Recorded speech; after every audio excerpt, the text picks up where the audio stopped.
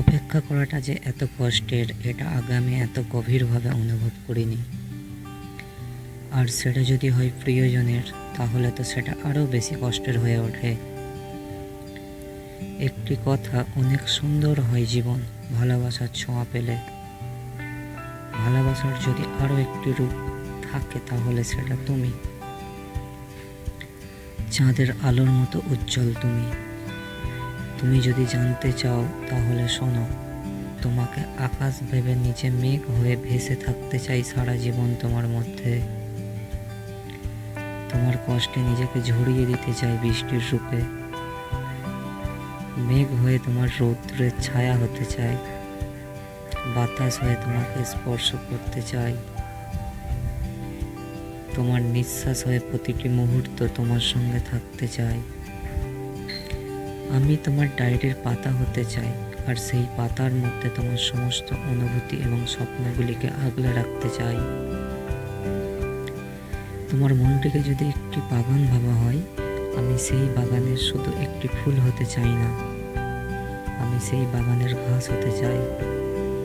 কারণ তোমার মনের সমস্ত জায়গাটা জুড়ে আমি থাকতে চাই।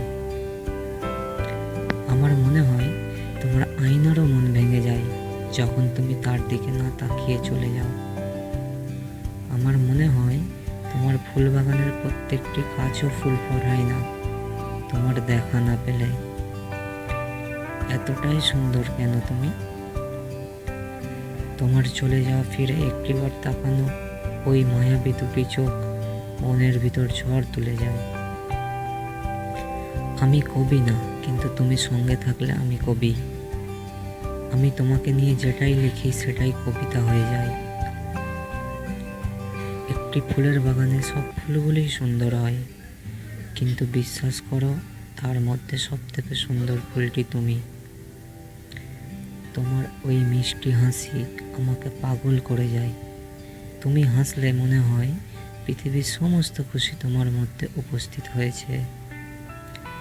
তুমি জানো কি জানি না, কিন্তু বিশ্বাস করো, আমি তোমার কাছে থাকি বা না থাকি, কিন্তু আমার মনটা সবসময় তোমার কাছে থাকে। কবে আমাকে বলবে যে আমি তোমাকে ভালোবাসি? হ্যাঁ, আমি তোমার জন্য পাগল। হ্যাঁ, আমি তোমার জন্য পাগল। সব বন্ধুরা, কেউ যদি মন থেকে কোনোদিন কিছু চায়, তাহলে কল্পনাও বাস্তব হয়ে যায়। তাই নিজের পছন্দের মানুষটির অনেক খেয়াল রাখবে, অনেক যত্ন করবে। জীবন অনেক ছোট, মন যেটা বলবে সেটা শুনবে। আর হ্যাঁ, যদি কথাগুলি ভালো লাগে অবশ্যই লাইক ও কমেন্ট করবে, অ্যান্ড পছন্দের মানুষের সঙ্গে শেয়ার করবে। চ্যানেলটিতে নতুন হলে অবশ্যই সাবস্ক্রাইব করবে। সবাই ভালো থাকবে, আবার পরের ভিডিও দেখা হবে।